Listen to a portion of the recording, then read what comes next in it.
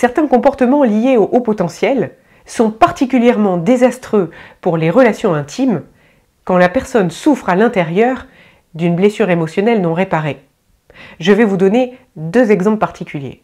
Je t'écoute. Quand le haut potentiel s'exprime dans un climat de sérénité et de paix, généralement il va avoir plein de projets à réaliser en même temps parce que ça nourrit son besoin de diversité et pour son conjoint c'est un peu déroutant, mais c'est ok. En revanche, quand le haut potentiel s'accompagne d'une immense blessure de rejet ou d'abandon, eh bien généralement il va avoir tendance à en faire 1 milliard de fois plus pour combler une peur de ne plus être aimé ou une peur de ne pas être reconnu. Et là, c'est là que ça devient dangereux, parce que le conjoint il ne peut plus suivre, ça crée un point de rupture et un épuisement. Donc le haut potentiel, ça amplifie le problème. Le deuxième des comportements, c'est la capacité à se projeter loin, beaucoup, dans tous les sens.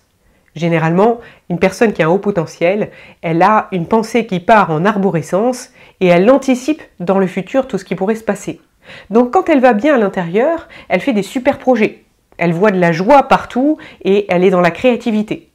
Mais quand elle souffre d'une blessure, généralement de trahison, d'injustice ou de rejet, elle va avoir tendance à projeter le pire. Et donc, quoi qu'elle fasse, elle anticipe des situations dramatiques et ça l'amène dans la tétanie et l'incapacité à avancer. Non mais c'est moi que tu décris. Je crois que je vais devoir me réparer.